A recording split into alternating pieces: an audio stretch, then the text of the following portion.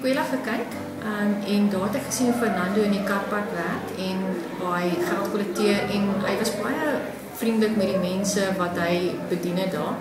Maar toe wys hy dit die stukkie van waar hy wiskunde gee op 'n swart bord waar Spar dit eintlik gebruik om hulle advertensie op te doen vir die Spar en hy sit in wiskunde doen in die middag.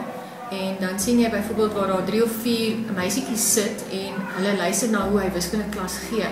En daar het ek gesien dat hulle verstaan hom, partykeer sukkel hy so bietjie, maar hulle verstaan hom baie goed en hulle sê hy het 'n anderste metode van wiskunde aanbied. Hy gaan meer in detail in wat hulle nou baie waardeer het. En ek het net vir myself gesê, weet jy wat, hierdie man verdien om gehelp te word. Hy's al hoeveel jaar in die land en niemand het hom nog raak gesien nie. Hy's 'n wiskundewetenskap gekwalifiseerde onderwyser. Ons werk nou aan sy taalgebruik en sy taal. En sy afproer is dan gaan hy na die leeslaboratorium toe.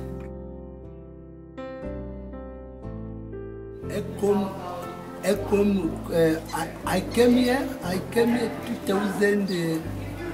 25 December 2004. My name is Fernando Ogadi. I got a passport. I got a visa also. I come here to teach mathematics. I got a brother here. He said to me, the job that you do in the Congo, you teach mathematics. Here you're gonna find better life here. I got a small money. I applied for the job. I didn't find the job. Money it was klaar. Real is klaar. Dit is 'n ou so passievol is vir jou wiskunde.